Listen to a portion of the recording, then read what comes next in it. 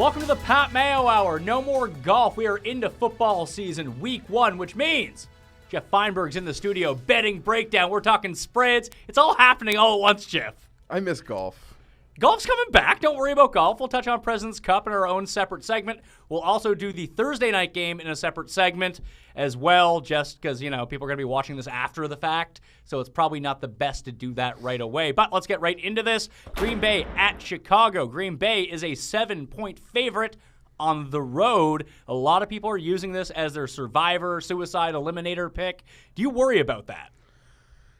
It's a tough week to make it, so I'm on record with going with the Patriots on Thursday night. That's my pick. But if not, this would be my game. Yeah, listen, it's hard to make a case against it. Aaron Rodgers has completely dominated these guys. Jay Cutler is also 1-10 career versus the Green Bay Packers. There really is nothing to go on for me with Chicago other than it's week 1. Like, that's the only case I can make for Chicago.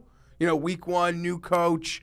Maybe the Packers of week 1 won't be as dominant as the Packers, say in 6 weeks from now. That's really the only case to make. That isn't really a strong one. I don't feel comfortable laying the number, though, in this game. And it got bet up pretty big. It opened at a 4, and now we'll be flirting with a touchdown by game time. Yeah, and this is one of the biggest public lines, too. 89% of the public is betting the -7. I have an opening at 5, but either way, 4 or 5 doesn't really matter. It is -7 at this point. But is it one of these situations where is this game a stay away for you? Or do you say, man, all the public is on this -7. Why don't I just take the +7 and just pray to God? Yeah, here's the thing. A lot of stay-aways for me this week. It is week 1. Normally, I might blindly be on the Bears because of the public. Even week 1, I don't really like to jump in on just fading because we don't know how good or bad some of these teams are. That's the whole thing, right? And this is a fact. Every spread this week is based on our perceptions of these football teams. Not what they are. Not what they are. And that's not to say our perceptions, can't be true, but we're betting on perceptions based on last year and the year before, and we know the NFL likes to play with that. History has shown us that it doesn't always carry over. So I'm very cautious in week 1. Couple sprinkles here and there to play the board. I promise you as we go forward through the season, I'll have a lot more like hot fire, picks and advocating for games and teams. Week 1 to me, it's a feeling out process. I can't really blow my load. And, thank God for Ricky Fowler because the Blue Jays stole all my money with a playoff ticket pack purchase. So week 1, I'll be treading water. I'm putting that out there. Money line wise, is this the week to bet week 1 and week 17? Is that the week to bet money lines? Because like you said, we don't know much about these teams and what they're going to be like in 2015. I'm not saying bet the Bears money line. The Bears wouldn't be the team I would pick. But there are underdogs on this board like Oakland against Cincinnati and There's one. Buffalo against the Colts. There are a live few dogs in these games. And one of them's going to win. Absolutely. And, we'll go right here. This was the scene of the crime of a big week 1 upset last year as the Bills went into Soldier Field and lambasted the Bears for that big week 1 upset as 5-6 point underdogs outright. So in this game, we have to make our picks because we're doing just to let everyone know, we're doing a picks column or picks pool. It's full right now. I'll open up another one if people want to get in the Pat Mayo Hour, play against Feinberg and Mayo, and Tim Andercust is in it, Garyon's in it, everyone's in it. We want you guys to be in it too. It's on Yahoo. I'll send out the ID. The password will be password to make it easy. So we have to make our picks for these games. Yeah, I'll be on the Packers. I will be on the Packers too, -7. Yeah, I'll lay that point here. And if I know this was a term popularized by me early in the golf season. I'll bring it back for early in the football season. Gun to my head, if I had to make a wager, it certainly would be the Green Bay Packers. And for your pick'em pool, people want to keep up to date on my status, Rivers of Hope. The Rivers of Hope. I will be listed under Pat's Prescient Picks. It's alliterative. I like it as a title. And it has the word prescient in it, which is just a word I like to use in my day-to-day life. Makes me sound smarter, like it's perfect. Total in that game is 49. Any interest? I'm not really a totals guy to begin with.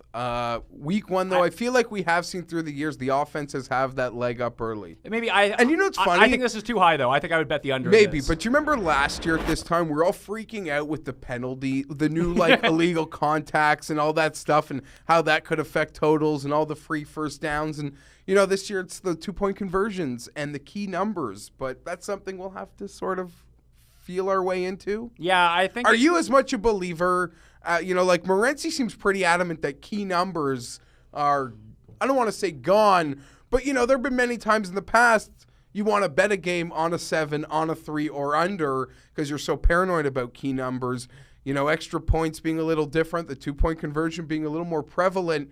Hate to pander to our Canadian fans, but very much like a CFL thing where key numbers almost don't exist anymore, or you're not ready to say that? I'm not ready to say that until I see teams starting to go for 2 every time, because I just don't think it's going to happen right away. I think Chip Kelly is probably the most likely to do it, but he might not even do it either. So we'll see. It's a feeling out process. So I'm not going to have a huge, I'm not going to bet. I'm almost like you. I'm going to stay away a ton from week 1. I'll pick my spots, bet some underdog money lines, maybe make a parlay or 2, and I'll have my 3 bets that I really like. But I'm not just going to play the board here. But I will pick Packers -7 in this game.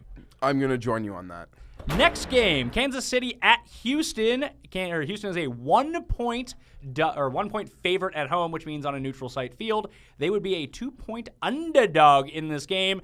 2 teams we don't really know much about. Obviously, Arian Foster isn't playing for Houston. Brian Hoyer is going to be the starter, and Kansas City returns basically a full complement of team. Eric Berry's back as well. Good on him. Glad to see him back. But these teams feel very even. The spread's about right. Do you have a feeling on it either way? I have a slight lean to Tennessee on a couple of fronts. We're not talking about that. Sorry. Tennessee's part of my case here. I have a slight lean to Houston for a couple of reasons. One, I do think there is value with the point spread. I think it should be flirting closer to that 3, of these teams being pretty neutral. Yes, Arian Foster is out. Kansas City missing 2 of its better defensive players. Andy Reid, historically, sometimes takes a while to get on that path. I do like Kansas City for the season, not so much in this game. Maybe this is an unfair memory, but don't forget last year they just got pounded by the Titans week 1. That game was like a 30-3 embarrassment, and something I'm going to be bringing up week in and week out, Pat, and that is you really got to be careful betting teams on Sunday that play on Thursday. And Kansas City, they play Houston week 1, but oh boy, here comes Thursday Night Football versus the Broncos. And yeah, it's only week 2, but it's the Broncos. And don't think Kansas City, Denver, San Diego want to have a little battle this year. It's a huge game on deck on the Thursday. History has shown us to be weary of teams playing on Thursday playing on the Sunday before they play that big game on Thursday. That alone, and Andy Reid sometimes takes a while to start that motor. I like Houston. I like Houston as well, but yeah, that might be one of my favorite bets because I am big on Houston this year. I think they make the playoffs, but that over 42, I feel like that number's low. I think the offense in Kansas City is going to be better than people think. I think the Texans' offense, even sans Arian Foster, is going to be better than people think. I mean, the defenses are both good, but they're more, blitzing, opportunistic defenses. You could see some defensive scores in this game. Fantasy defenses, I like both of them. So I think there's points to be had. And the -1, give me the home team in it. I will take the Houston Texans along with you. Next game, New York Jets hosting the Cleveland Browns. The Jets are now 3-point favorites. It opened at 3 or opened at 2.5. They've moved up to 3. I kind of like the Jets. I don't think they're that bad. Their defense is pretty good. I think they're better with Ryan Fitzpatrick. And really, how good is Cleveland's offense going to be?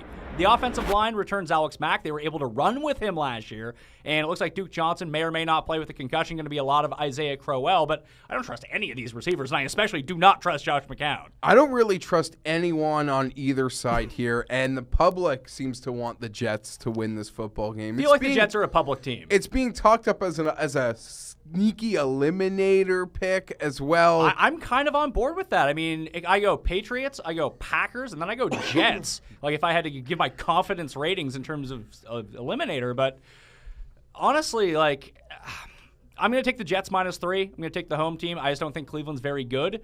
But if you were looking for one of those money line upsets, I feel like this is one of those live games. And that would be where I would lean. This is really a no play for me, but in the pick'em big picture, I do like Cleveland. A huge game for the Jets because after this one, Pat, their next 3 games, Colts, Eagles, Dolphins.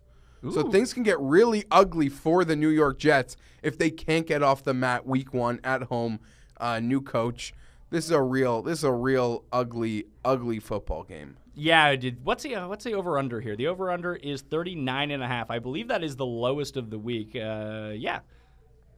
Under? Like 14-13, 14-10, 13-6, like that feels to me like where this game is going. I don't think the Jets offense is going to be explosive by any means. I do think they'd put up some points. They have the better offensive skill players, and they have the better defensive players. Like, I don't see where Cleveland is better than the Jets at any part of the entire game here. It's going to be a field goal game. I got no interest in it. Next game, then. Let's move on to the Indianapolis Colts at the Buffalo Bills. The Indianapolis Colts are 2.5-point favorites at Ralph Wilson Stadium. People love them some Buffalo Bills around here, but the Colts are one of the better teams in the AFC, although they did get off to that slow start last year.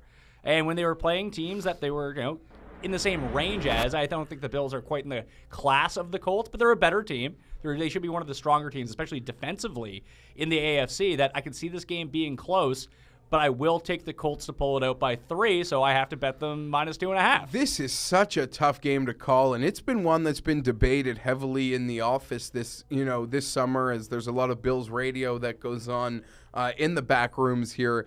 Pat, it's so tough because the Bills, such a great home team. They're better than they were last year. I'm convinced of that. A part of me thinks they don't deserve to be 2.5-point underdogs. The spread should be smaller, but on the complete flip of that, it's like Andrew Luck just needs to win the football game, and I could pretty much win my bet. This is a real tough one. I think the public, though, is overlooking how special the Ralph is week 1. And the Hornets' nest that place can be, and how the Bills historically play up to competition and down to competition. I think this is going to be a real close game. It's a stay away for me, but I would lean the Buffalo Bills. And as I said also, and it's been a common theme that I've read, a part of me would like to see the Bills. If the Colts win this football game, I can't wait to bet on the Bills week 2 at home versus New England. I cannot wait. Especially if the Patriots do the thing where they blow out the Steelers Thursday night. We think. I mean, obviously people are watching this after the fact. We don't know the result yet. But if that's the case, it's a lopsided win for the Patriots against the Steelers with everyone watching it. I will say something that concerns me. It's a dynamic for this game that concerns me in almost every sport. And it's funny.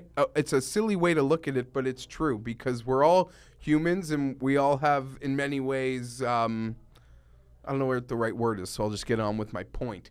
The Indianapolis Colts were by far the most heavily bet team to win this year's Super Bowl. Everyone expects the natural progression of luck to the wild card, luck to the division, luck to the conference final this year to take that next natural step of luck to the Super Bowl. So many people bet them to win the Super Bowl that I feel like all these people are also being like, I bet them to win the Super Bowl. I'm going to bet them to win week freaking 1. Like, I'm a mental midget like that too sometimes. Like, I'll bet a baseball team to win the World Series, and I'll be like, oh, I got to bet them to win game 1 of 162. I have them winning the World Series. It doesn't really work out that way. Doesn't work out that way. This should really maybe the game of the morning on Sunday for me. Yeah, I don't see much else on the slate that really intrigues me. Although this next game, you're going to bet the Bills. I'm going to take the Buffalo Bills, circle the wagon, the Hornets' nest that will be the Ralph. I expect them in many ways to contain Luck, and if I have mud on my face, I wouldn't be surprised if Luck dominates and he takes that natural next step. But, just much the same way they really dominated Aaron Rodgers at home last year. That front line is the best in the business. No Marcel Darius week 1. That's a concern. Fair. And you have a banged up LaShawn McCoy. You have Tyrod Taylor starting at quarterback. And one of the things that Gabe actually brought up to me, the best predictor of results in football is basically take the quarterback like QBR and minus them out. And I could see Andrew Luck. That would be bad. The thing is, are you ignoring the Tyrod Taylor revenge game from the Orange Bowl? Yes. Where he got his ass kicked by Andrew Luck? And then Gary and Thorne pointed out to me, that's probably the last important game Tyrod Taylor has started was that Orange Bowl for Virginia Tech. No, there's been like a preseason week 2 game I'm sure he started that was pretty high up on that list too. Fair. But when I look at it, it's Luck. Luck's going to get sacked. They're going to get to him. He's going to throw a pick or two. I just don't think it's going to matter. I think there's too much offensive firepower. I'm just curious to see how the Bills' offense Bills are a dominant home team. 21-11 ATS in their last 32 true home games. I feel like the word true had to be thrown in there because they had a Bills in Toronto series. When they got lambasted by the Falcons. So the Bills' home stats refer to the true home games. Okay, I can get behind that. Let's move on to the next game. Miami at Washington. This is the biggest public bet of the week. Everybody and everybody's friends are on the Miami Dolphins. This is the game. All my group of buddies in our group chat on the WhatsApp, you're all getting set for week 1. This is the consensus. And even my friends and I are smart enough to know when we're all on one side, it's bad news for everybody. I'm going to take the Washington Redskins in the points here. They're plus 3.5 at home. Give me a home dog. I mean, Washington could be terrible, and they probably will be terrible, but I'm not convinced Miami's the greatest team going. I expect Ryan Tannehill to make another progression in year 4. Obviously, the defense picks up soon. They're probably going to be a bit better, but Washington can keep this within a field goal, and that's all I need. So I'm going to take the home dog here. I'm going to be on the other side of the public. There's a reason. I mean, you look at the line. The line opens at 2.5 for Miami. It gets bet up to 3.5, and people still can't stop betting that line. So I can see a lot of sharp money coming in on the Skins very early Sunday morning. Yeah, very sharp money. This is the type of game all the sharps will feel obligated to bet because of the public, and in any week other than week 1, I would be there too. I'm big on the public, and we'll be on that all year, and you might get bored of me talking about it. But week 1 is one of those, like, it's still a feel-out for me, even with a number that daunting. I do know this. Vegas doesn't give it away for free, and they don't. They like to bait you with lines. Because let's not forget, there's a misconception out there that the spreads are made. If the spread is 7, Vegas is expecting the game to be, around a touchdown. Not true. No.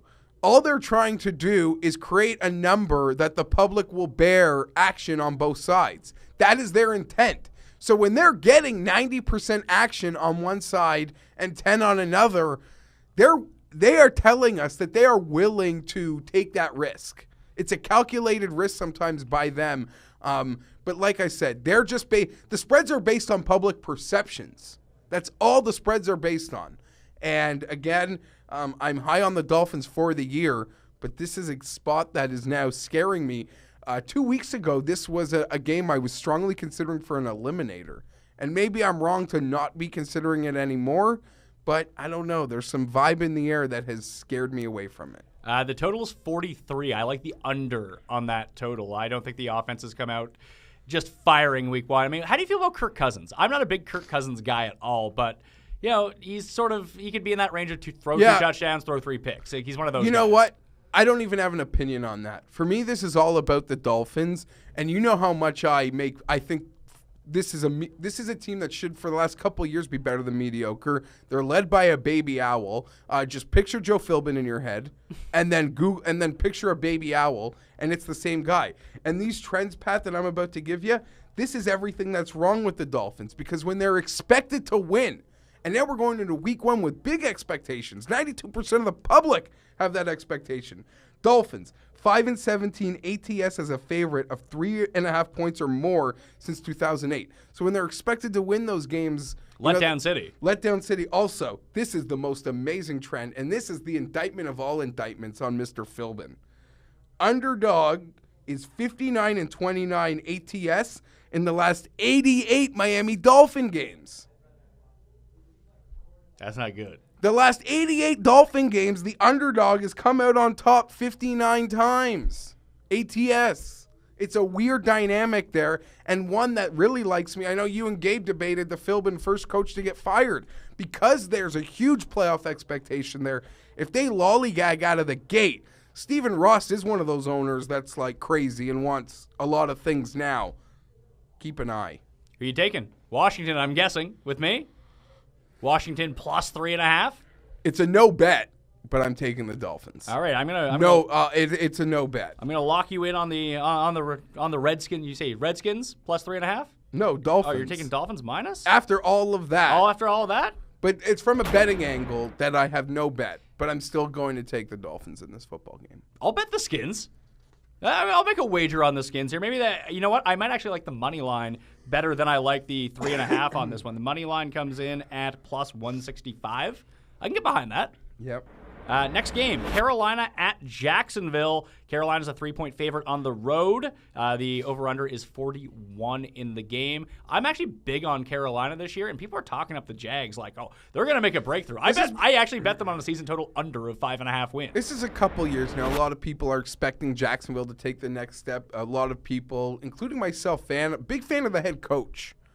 I don't know. Gus Bradley? I think he has them ready to play, but the results would say no. Yeah, they would definitely say no. Although people are now be like, "Oh, Blake Bortles is so good. Did you see his preseason?" I think people forget he was good in the preseason last year. I think Bortles is going to be okay. I think he takes moderate steps, but he's not an elite level quarterback. Like I think that Teddy Bridgewater makes a leap this year. I do not think that Blake Bortles becomes like not even in the conversation of like the Eli Mannings of the world. He's still like slightly better than Alex Smith, but behind that next tier. And I don't know if they necessarily have the offensive weapons. I'm not a big TJ Yeldon guy. Yeah. I don't know if Denard Robinson holds up. I don't know how good this defense is going to be. At least I know with Carolina, they have awesome linebackers. They can get pressure on the quarterback. No one's really getting behind them. And Cam Newton and Jonathan Stewart I don't care about the receivers. You know what I mean? I hear you. Again, this is a game. It's an awkward one for me, something I will not be betting on this week, a common trend, I think, for me in week one. It seems like the sharps are on Jacksonville because I don't think the spread was at a 4. It's now at a 3. And I say the sharps are on the Jags because it's not Joe Public isn't running to bet this game a week early. Put it this way, no public fan is running to a window to like bet the Jaguars.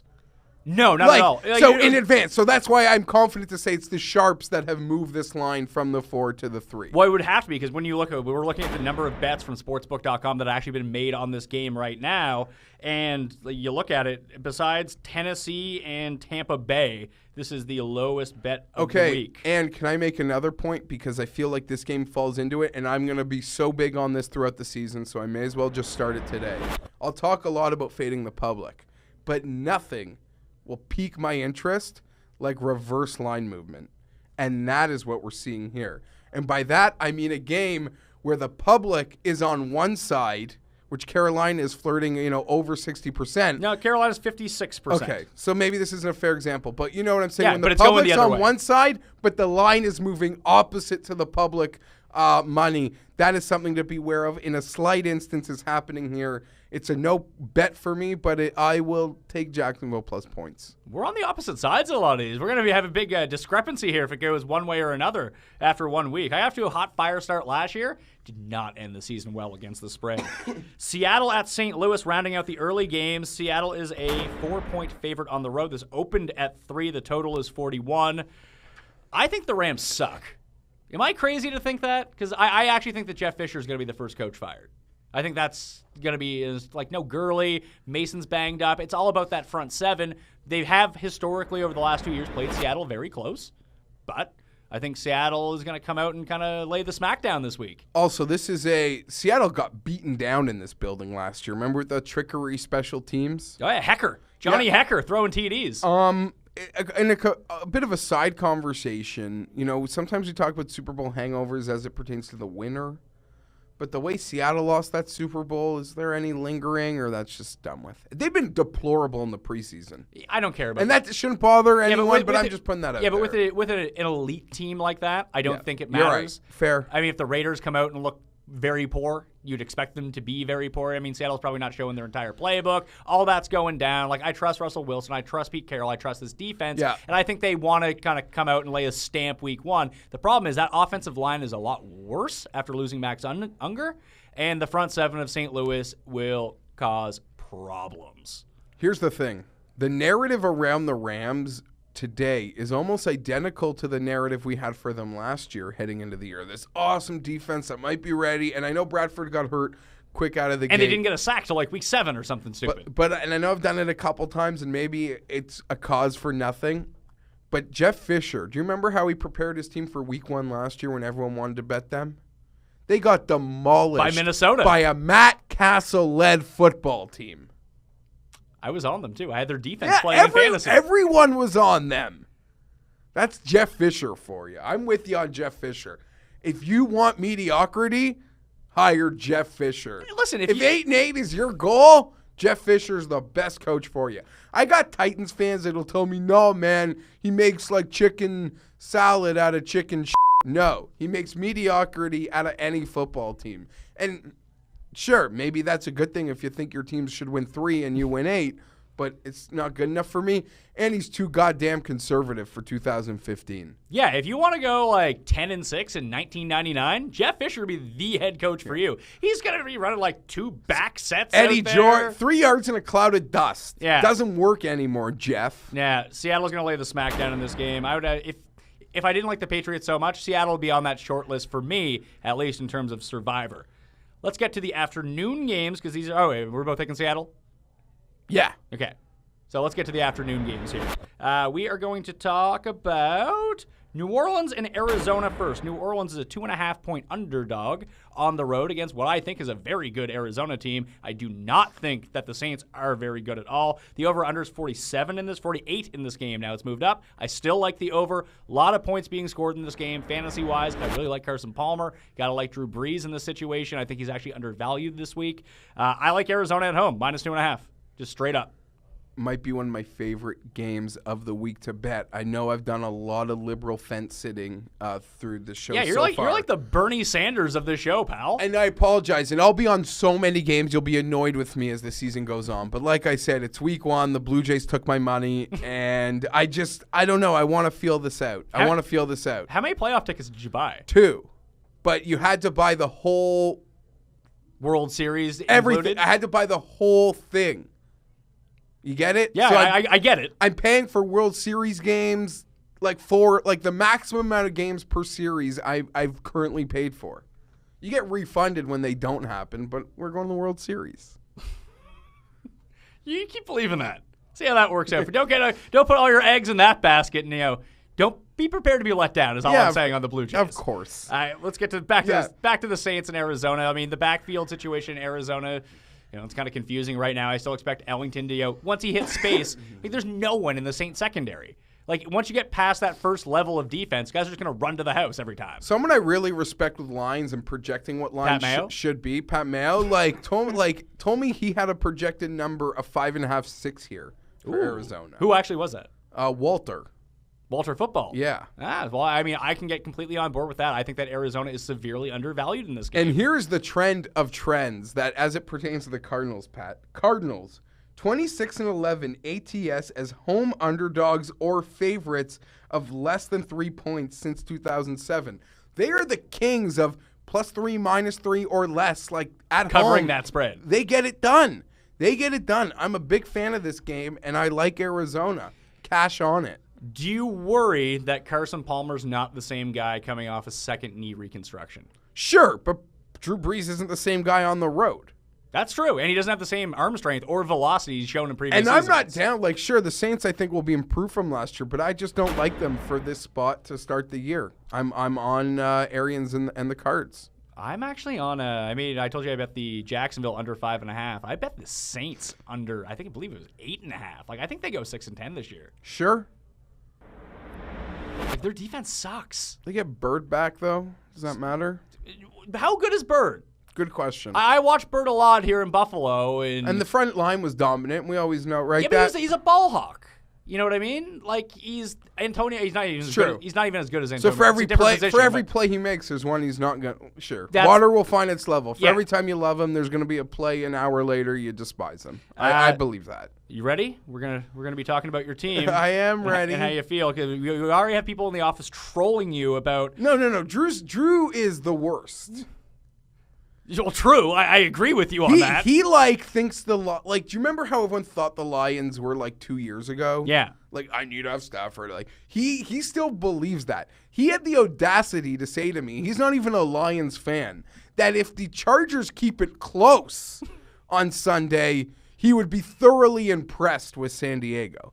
That's how much he likes Detroit. And I'll preempt that by saying, Pat, There's no result in this game that I feel like would surprise me.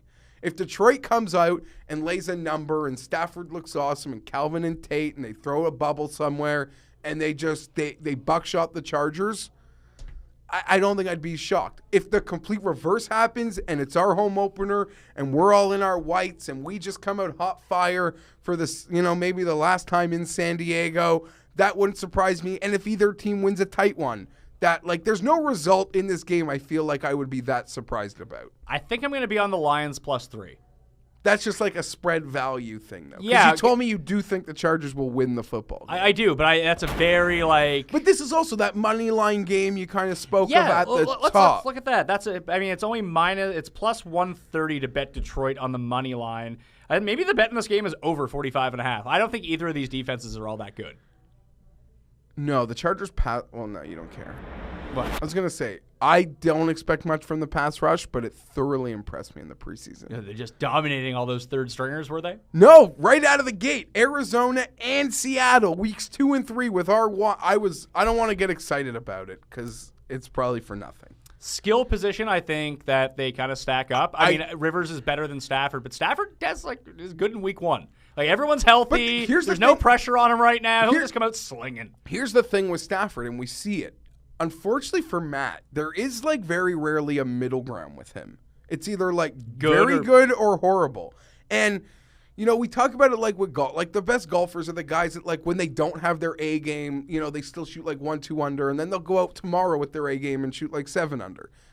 I don't know. That's probably a horrible analogy. No, I get exactly what you're saying. You've got to sort of when you don't have your A stuff, you've got to be able to keep your team in it. You can't make those meltdown mistakes. That's why people despise him in fantasy because there's no oh, he did fine. It's either he lit it up or he got you 3 freaking points. Or -4. He's done it.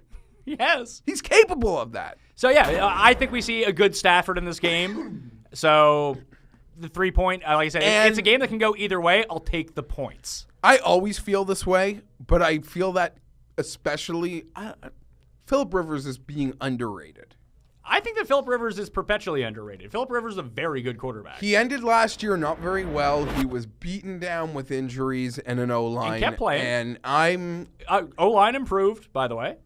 Just get ready. Listen, I don't need to say this name to impress you, but get ready because Danny Woodhead is going to make it happen. You drafted him everywhere in fantasy, except didn't you? in the office pool last night. And you're actively trying to trade for him. I lost my I wasn't happy.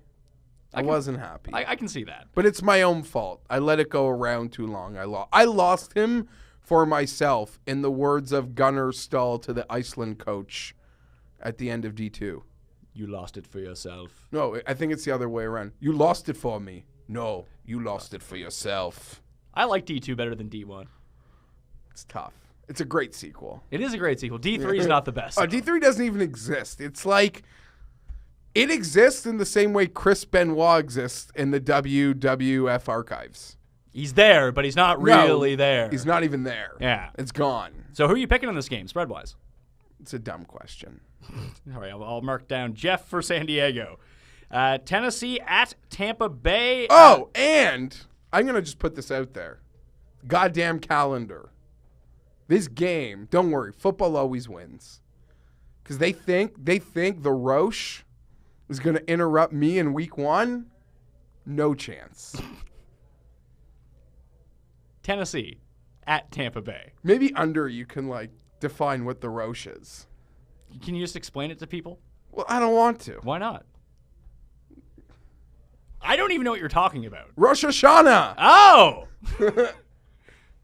What's that? It's a Jewish holiday. We have 100 of them. You always come into work, though. I'm impressed by that. I don't. Oh, you don't? That's not me. I'm getting out of a Sunday night family commitment, but I will have to go to synagogue on Monday. I will not be here. You will not be here Monday? No. How are we going to guess the lines? Can you sucks. do it from the synagogue, from the GOG? Hopefully. Is that frowned upon if you're using your cell phone in there? I go for many a breaks. Do you? Yeah. How long is it? I just can't sit there. But I hope I didn't disrespect anyone, but listen, your allegiance is to the Chargers. Yes. And you can make yourself sad enough watching the Chargers at home. You need to be by yourself doing that. You can't be around other people, can you? Do you know what would happen if I had to be at some like Rosh Hashanah dinner while the Chargers were playing? You know how like in a video game, like when you kill someone, they just kind of like combust?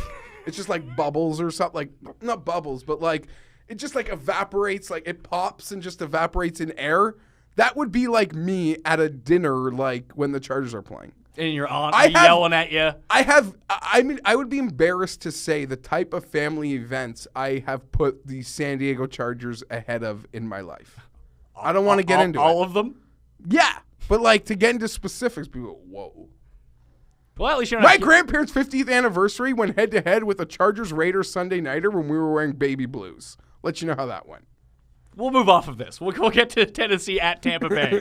Battle of the rookie QBs. I like this Here game. we go. Do you like Tennessee +3 or do you like Tampa Bay -3? Because I like Tampa Bay. Sorry, I said I like this game as in like it's one of my favorite games on the slate because of the Mariota Winston factor. I don't really love it from a betting perspective. I do. I like Tampa Bay in this game a I lot, am- actually. I I am- think Jameis is better than Mariota. I think the skill position players are much better in Tampa Bay. Tampa C. So that's going to be the code name for this game. And I don't think that either defense is all that strong. So I don't see who's stopping who. So Yeah. I'll take the better offense. Yeah, fair. I'm on Tampa here. I think they're the better team. Lovie Smith scares me. And Tennessee's ability to, like, weasel game. Like, Tennessee's horrible.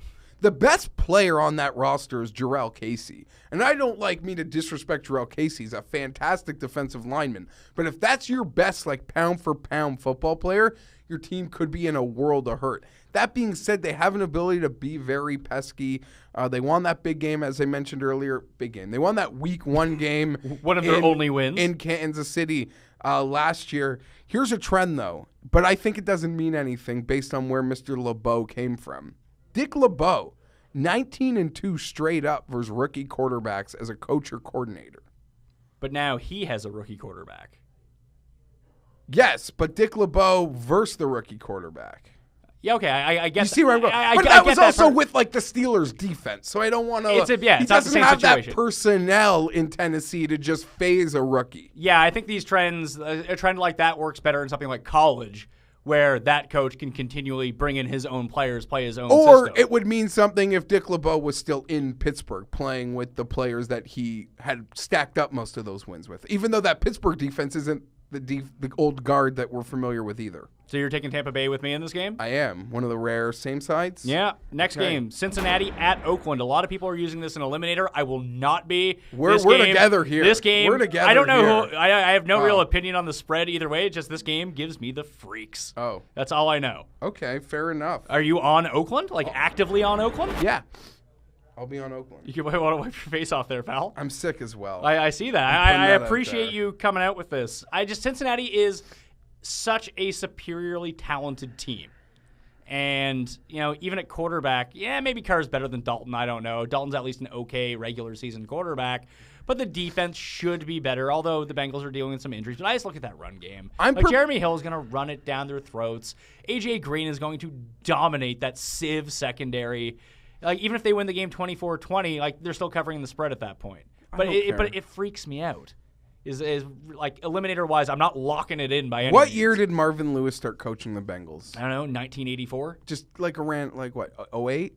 It has to be way before that. Okay. I feel like it's 03 or something. No, it's like probably 06 or 07. So this is perfect. Okay. Hit me. Bengals, 20-38 ATS as a favorite since 2007. 20 and what? 38? 38 ATS as a favorite since 2007. So pretty much since Marvin Lewis has coached that team, he still does. They don't live like they win.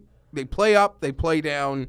I expect a play down. I've also been kind of not hoping because they're technically a rival. They're not a rival. I know, but they always weasel us. They always weasel That's fine. from You us. just hope the Chargers beat them. Either You want way. Cincinnati to lose, knock people out of Eliminator. No, it's not even that. I kind of am anticipating the Raiders being better this year, being much closer to like 7 and 8 wins than like 3 or 4 wins. I'm going to be in on taking the Raiders at some points during the season against the spread, but I want more than 3 points, so I'm going to have to take the Raiders. Like, I'm not even sure that Derek Carr can throw the ball more than 10 yards down the field. So that's problematic to me. So I'm going to go Bengals. You're going to go Raiders? Yes. Baltimore at Denver. Baltimore's a 4.5-point underdog, although you gave me that cool stat about playoff teams being road underdogs after. What is it? Teams that make the playoffs the last playoffs as road underdogs the first week don't fare well. Ever. And the public seems to perceive them as good teams. Oh, they made the playoffs last year. I'm getting points. I do think that Baltimore is a good team, though. Yeah, no, I'm not sure. That's not really a case to be debated. The line has moved up from 4 to 4.5 for Denver. How do you feel about Peyton Manning this year? I think a lot of people are writing him off like, he's on the decline. But even if you get 85% Peyton Manning, he's still pretty good. He's still a top 5 quarterback, isn't he? Like, are you scared of Denver in the AFC West? This is a biased opinion.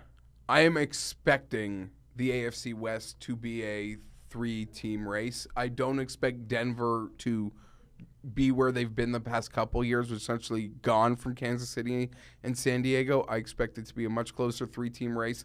Ryan Clady is gone. That could have an effect on Manning. And as we saw, I know he was wearing down and he'll be fresher and healthier. Peyton Manning is no longer immortal. He's a human being, and we're seeing it with how he drops back and how he has to deliver the football. Like most normal human quarterbacks, he has to step and throw. He can't just sort of just get it out there. Sort of like what we're seeing Andrew Luck and Aaron Rodgers can do now.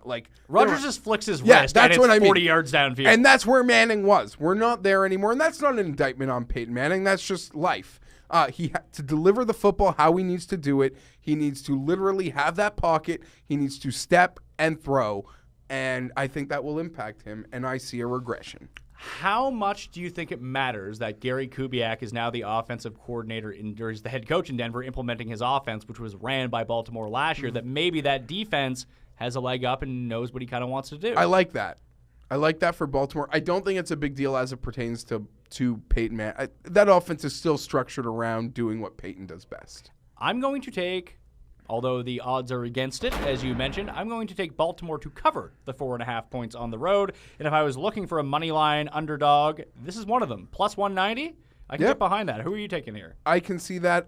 It's a no bet for me, but I will lean Baltimore plus these points. All right, so we're back on track with these two.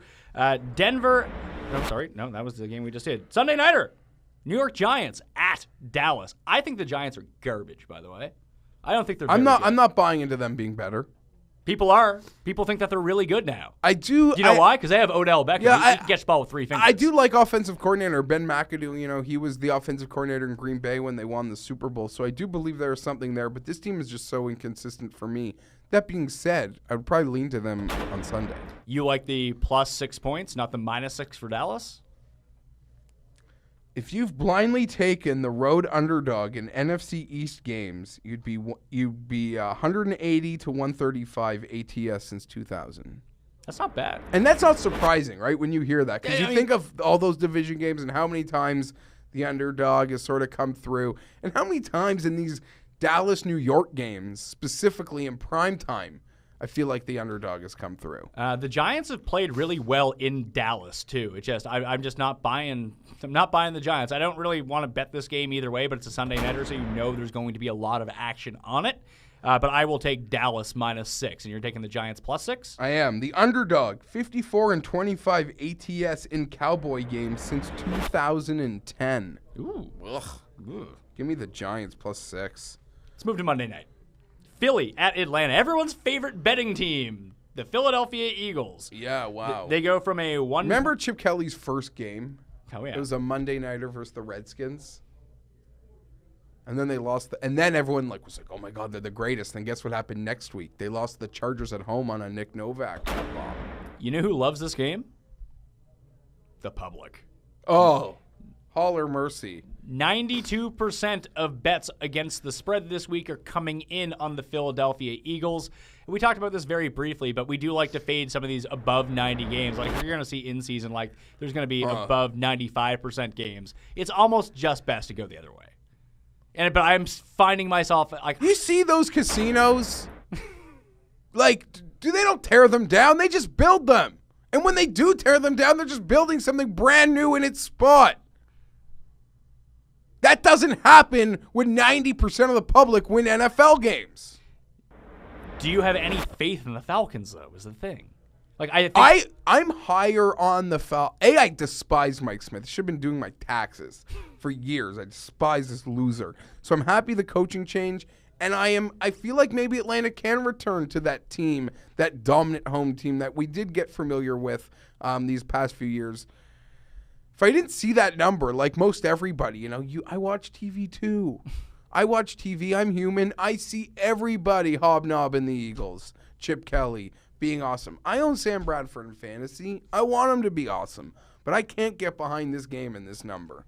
I'm not going to be betting it. Put it that way, because I'm very torn. I will be betting it because it's Monday Night Football, and I'm an undisciplined loser when it comes to TV games. I will be betting the other game on Monday night, but it's just... Give me the Falcons. You're going to take the Falcons? Give me the Falcons. I really want to lean that way, but I just can't bring myself to do it. I'm going to take the Eagles. I'm going to take the -3, and I'm going to feel like an idiot Monday night when they lose like 35-31 to the Falcons. But I just think the Phillies' defense is vastly improved, at least the playmakers that they have, because I talked about this in terms of fantasy defenses, where they might give up a lot of points, but they're going to be put in the proper position to generate a lot of sacks, force a lot of turnovers, and they do have a good special teams unit, and they're very opportunistic, so I do like that a lot. Final game, Jeff. Minnesota at San Francisco. San Francisco opened as 3.5-point underdogs. They're only now 2.5-point home underdogs. People are very out on the San Francisco 49ers this year. Everyone besides Tim Andercust, apparently, who loves them, thinks they're going to make the playoffs, but he's ridiculous. Oh. But I like Minnesota in this game, and now that the numbers drop below 3, I like that a little bit more. But that's to reverse line movement because the Vikings are being pounded. And much like the Eagles, they're being talked up. And I'm high on Minnesota for this season. I just don't know that week 1 is the spot. In San Francisco, going to the West Coast. It's also this dynamic that the 49ers have been, and I'm not saying they're good, but they've been taught, like the media and the perception of the 49ers couldn't be any worse. The disastrous offseason. Who are you picking? I like Minnesota for the season, but this is Monday Night Football. We talk about public. Monday Night Public is like worse because there's so many more bets on these games. I'll take Atlanta. I'll take these home teams on this Monday night doubleheader. I'll go double road team. I'll take Minnesota to cover the 2.5. And again, I'm not going to feel good about it. It's not going to be a bet on game for me. Jeff Feinberg, thank you for being on the show. You can watch Jeff every Thursday on the Fantasy Sports Network on Hardcore Fantasy. You can follow me on Twitter at the PME. And remember, 1 week fantasy football DraftKings means every moment could take you closer to life-changing paydays. Play when you want and pick a new team every time. Use promo code MAYO to play free for a shot at $2 million in Sunday's $10 million millionaire maker. Sorry about that. Only on DraftKings.com. You going to be playing, Jeff? Maybe. You're going to be playing. Come on now. You're definitely going to be playing. There's no golf, so sure. You can follow me on Twitter at the PME. And remember, go to... I was going to say, I usually wait to get in on DraftKings when my fantasy teams are done. Like, it's week 1. I got a bunch of fresh fantasy teams. I'm Pat Mayo. Follow me on Twitter at the PME. Subscribe to the Pat Mayo Hour on YouTube and iTunes under the Pat Mayo Hour. I'm Pat Mayo. I'll see you next time.